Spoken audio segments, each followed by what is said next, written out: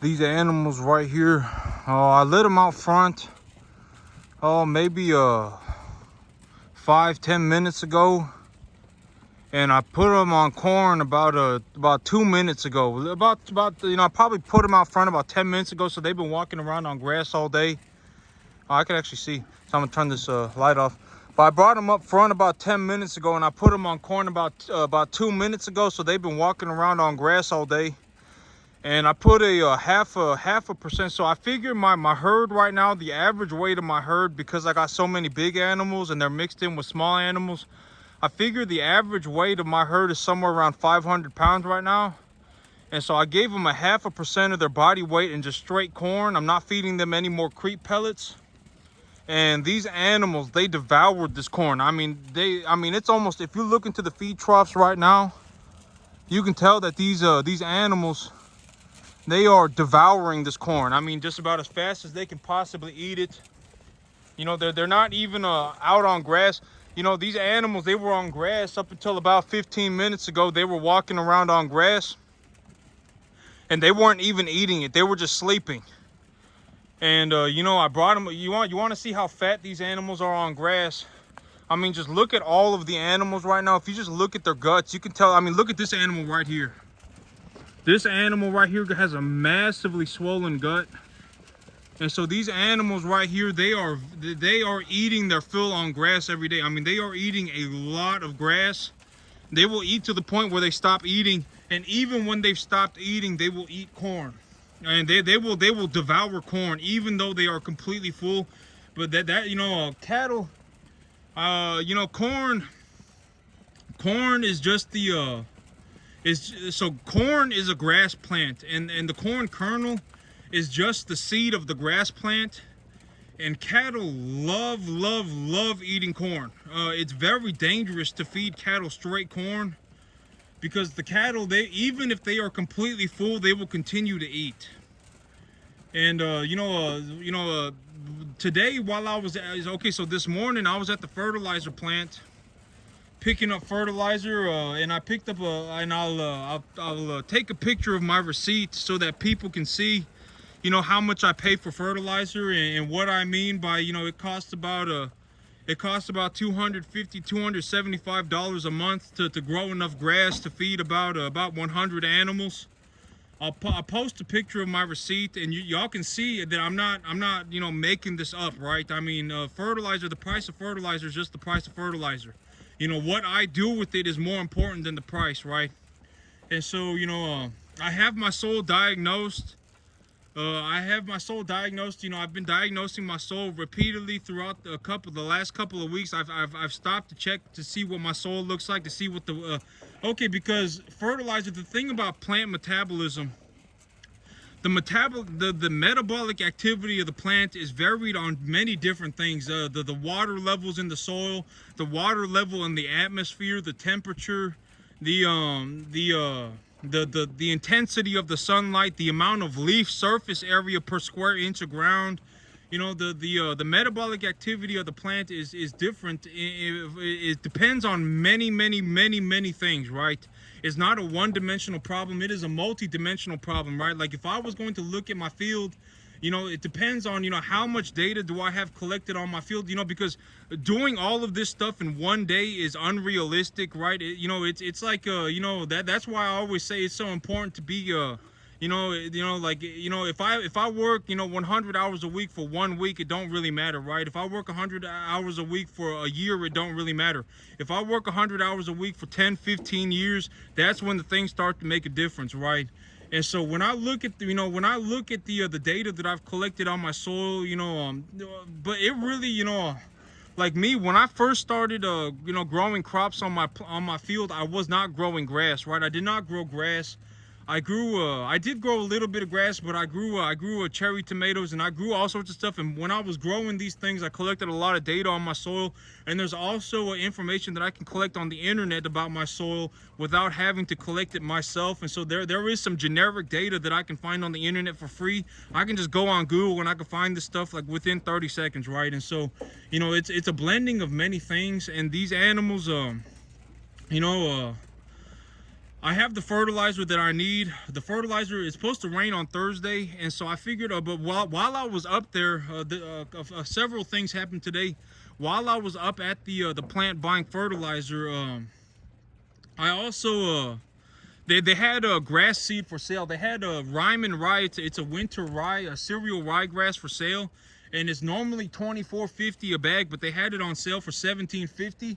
And I have a few bags of winter wheat sitting in storage, and so I bought enough because the Ryman rye, if I was gonna plant the Ryman rye at the rye cereal rye, the seed for the cereal rye is smaller than the winter wheat plant, and so if I plant 100 pounds of rye of cereal rye, I actually get about the same plant population as 150 pounds of the winter wheat. And so the winter wheat seed is larger, and so I have to plant more of the winter wheat than I do the cereal rye. And so if I was going to plant about 150 pounds of winter wheat, I would plant about 100 pounds of cereal rye. And I figured as of right now, I have about maybe three acres that need just a touch up. I just need to put about 50% more plant material on about 3 acres. And so, you know, I bought 3 bags of seed, and that cost me about $50. And so I have enough seed to reseed my field, and it cost me about $50. And I'm gonna reseed my field tomorrow morning, and I'm also gonna fertilize it. And on Thursday, it's supposed to rain. And so you know, that's how things are going to be lining up right now. And also today, while I was at the fertilizer plant, you know, the fertilizer plant, they also sell cattle feed. And so the cattle feed, I was looking through their cattle feed this morning, and while I was looking through their cattle feed, I actually found, okay, so for a while now, you know, you know, one of the big advantages that the feedlots utilize, that, you know, I've been looking to utilize, but I just haven't really found the opportunity until now, is that they feed antibiotics to their cattle. You know, the large feedlots, the commercial feedlots, you know, anywhere, if I go and I buy feed and I buy beef from a grocery store, or anywhere that's like, you know, any sort of commercial beef, right? It could be anywhere. I mean, unless you really know where your beef has come from, I mean, chances are the beef has been fed antibiotics. And, you know, I've been looking into feeding my animals antibiotics, but I didn't, you know, to feed an animal antibiotics, I need to go to the veterinarian, and then the veterinarian needs to write me a prescription, and then I need to take the prescription to a certain feed mill, and the feed mill needs to make the feed for me. But while I was at the fertilizer plant this morning, looking at the fertilizer, you know, I went to their animal feed department, and I was looking through the animal feed, and they actually sell feed that has an ionophore. An ionophore is technically an antibiotic, but it's not an antibiotic that is cross-translatable to human beings, right? And the antibiotic and the ionophore, the only purpose of the ionophore is to change the bacteria population inside of the rumen of the animal. And so, you know, and the way I look at it, okay, so, you know, I've said before that if my animals are starting to bloat, I feed them a medicated block called a bloat guard. I feed them bloat guard. But the thing about bloat guard is that it is very expensive. And, you know, if I were going to feed my, okay, so the creep feed that has the ionophore mixed in with it is actually 50 cents a bag cheaper than what I buy right now. And it is a feed. And so if I feed it to the animals, they are getting medication, but they are also eating food. And so the feed will pay for itself, right? And you know, the feed will put the weight on these animals, and so the feed will pay for itself. And so I figure, you know, instead of feeding bloat guard, I am going to feed these animals the ionophore.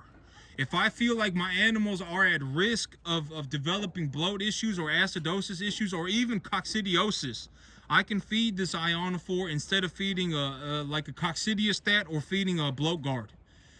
And so, you know, while I was at the fertilizer plant and I was looking through the feed mill department of this business, I found that they were actually selling an ionophore, the medicated feed. And so I figure, you know, when these animals first get here, I'm just going to use it like medication. I'm not going to utilize, because, there are certain things that feedlots do that I do not need to do. Like, if I could actually feed these animals real antibiotics that would keep them healthy, right? I could do that, but I always, this is a bad, if I had been feeding antibiotic feed, what had happened to me probably would not have happened to me, right? If I had just put these animals directly on an antibiotic feed, the animals probably, I would not have had so much illness go around my herd, right? I mean, realistically, my animals would not have gotten so, the sick animals would have gotten a little bit, the sick animals may have gotten better. This man did sell me sick animals, and they weren't vaccinated properly. They were not preconditioned properly. The weather turned real bad. There were many things, and so saying that the antibiotics were just going to solve my problem. And the thing is that I gave a majority of my animals an antibiotic, and so when I realized what was happening, when I realized that the preconditioning had not happened, I grabbed a hold of the situation and did the best I could. I gave practically all of my new calves a shot of antibiotics and gave them all a vaccination myself, and then I grain trained them from the very beginning myself too. And so it took this whole feeding the animals and getting the animals fixed up and everything. I had to do everything. When I realized what was happening, I had to do everything by myself, and I did manage to do it. But but feeding the animals antibiotics, the thing about feeding the animals antibiotics is that I don't really want it to do it to the degree that the feedlots do it, because the feedlots, I can almost guarantee that if anybody goes to the grocery store and buys beef, that beef has been being fed antibiotics. Almost guarantee it. I mean, unless you go and you pay like $20 a pound, when everyone, if you're willing to pay double, I mean, maybe, and if you go out and you find a farmer, who is, but also the thing is, a lot of farmers, they do not raise cattle to the commercial standard. The reason a lot of people do not go out and buy, go out to an individual farmer and buy beef is because the animal is janky, right? The animal has not been fed properly. The animal does not have the, because the American consumer, when they eat beef, they have this idea that beef is like this thing, and it's juicy, and it has fat in it, and it's well marbled, and the steak is tender. And a lot of people, the average farmer, if they, if I went to the average farmer's farm and and harvested one of their animals, the beef would be very, it would be like eating a game animal. It would be like eating a wild animal, right? I mean, the meat would be hard, and there would not be much fat in it, and that's also the big reason why it's so important to feed grain, right? Because grain puts the fat in the beef. And so, and also, if an animal is not fat, it has not been fattened properly, it's easy to tell. I can, anybody with somewhat of a trained eye can look at a beef animal and say, okay, this animal does not have the proper level of fat. I mean, if I look at my animals, right, I can tell, like, yeah, this is a pretty, hefty little calf. It's like looking at a skinny person, right?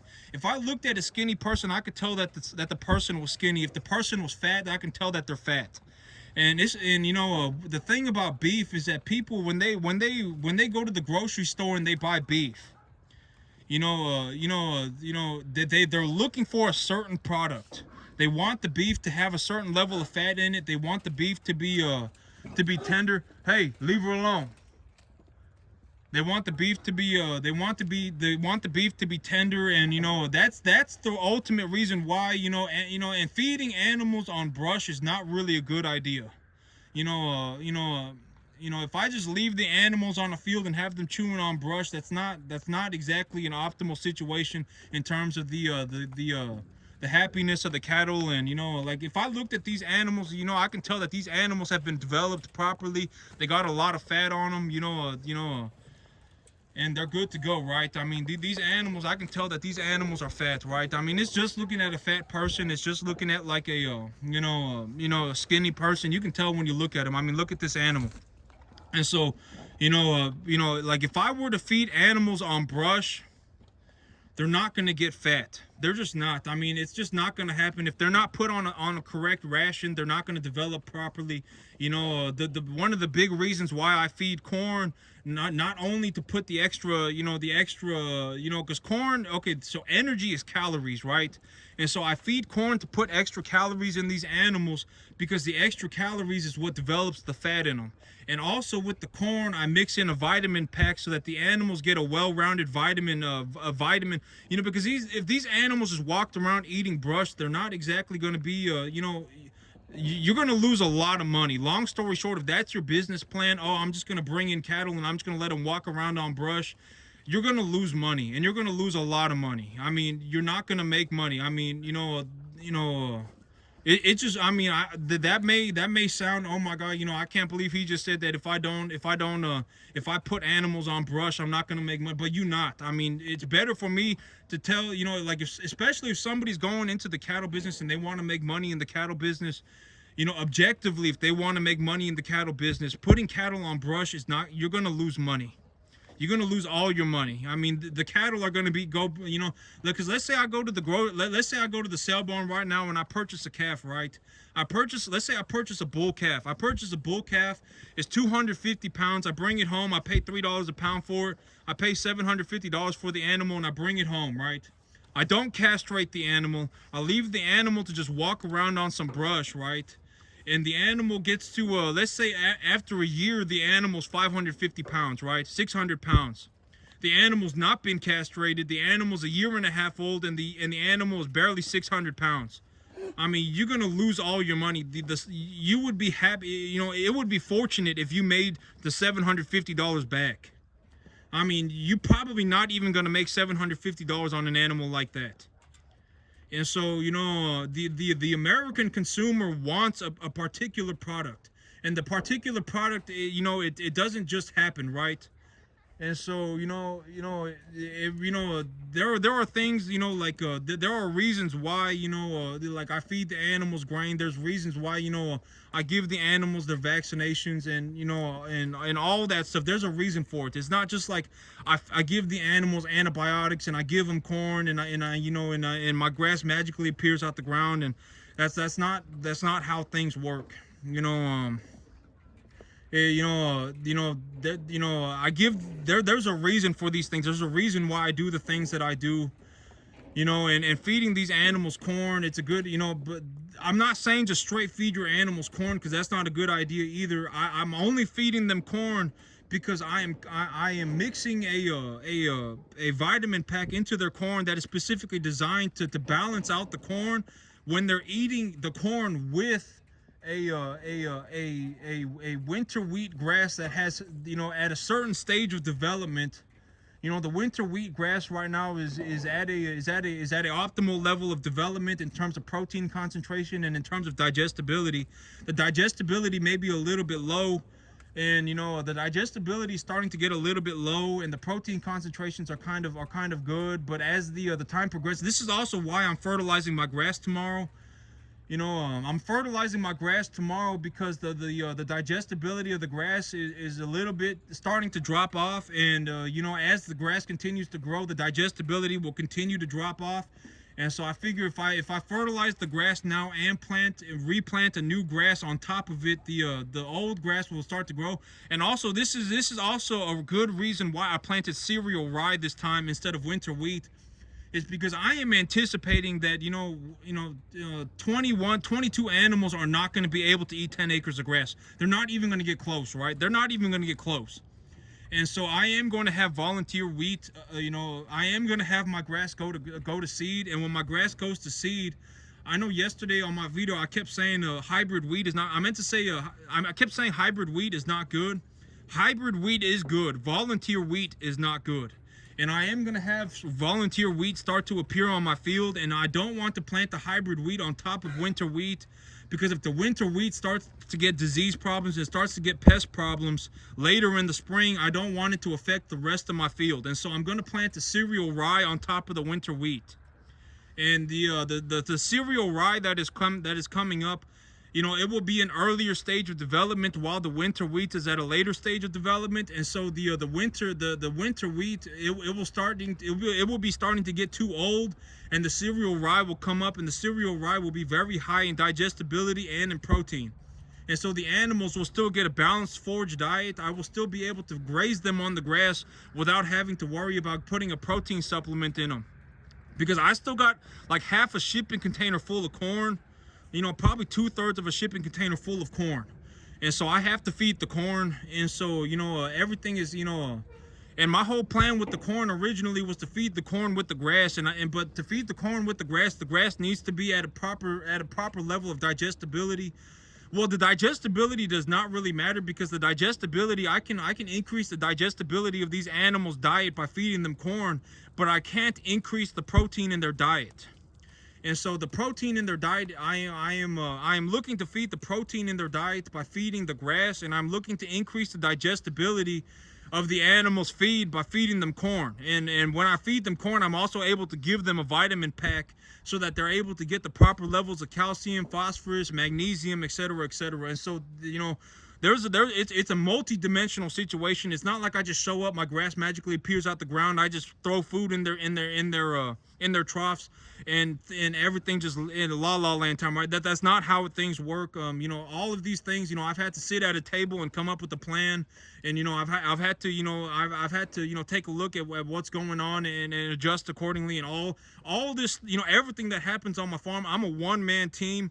Everything that happens on my farm is reliant on me, right? The accounting, the business aspect, the cattle aspect, the grass aspect, you know, the commodity market aspect, all of that is, you know, I have to keep an eye on all of that, because I'm just a one-man team, right? And so, you know, I have to do all of that by myself. And you know, and so the animals feed, but you know, and I got a lot going on, and these animals, you know, but this morning I was able to find the ionophore, you know, I was able to get a good price on it. I was able to find a different type of grass seed that I will get planted tomorrow. I took the soil data that I had collected earlier this week, and I found the proper fertilizer for it, and I will be applying the fertilizer on the field tomorrow, as well as reseeding the field. And so, and here in about 2 weeks, I would think that it's supposed to rain on Thursday, so I don't know exactly when this holding pen is going to get set up. But when the holding pen is set up, I believe that my animals here are healthy. They are ready to go. And so, you know, here in probably about 2 weeks, I will be bringing in new animals. And when I bring in new animals, I have new onboarding protocols set up for the animals. And I also have a new holding pen set up for the animals to get everything rolling in a straight line.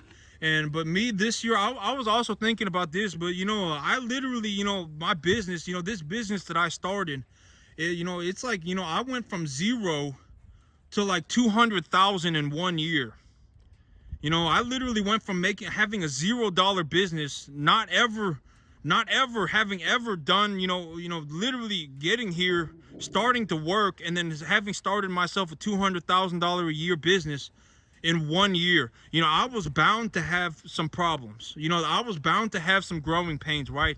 And the $25,000 to $30,000 is not the end of the world. You know, the $25,000 to $30,000, I'll just make that back. You know, it was much harder for me to see what happened to the cattle than it was for me to lose the money. The money, I'll just make it back. It's not that big of a deal, right? And so, you know, here in about a couple of weeks, you know, I got a lot of things squared away today. I got a new cultivar of grass. I'm gonna be planting a cereal rye on top of my grass. I got the fertilizer squared away. I was able to find an ionophore this morning. You know, I got the holding pen getting put together, and once the holding pen is put together, I'll be in my animals as of right now. From as far as I can tell, they are healthy, and you know, I'll be bringing in new animals here in about 2 weeks. But that's it from me today, YouTube. Y'all have a good one.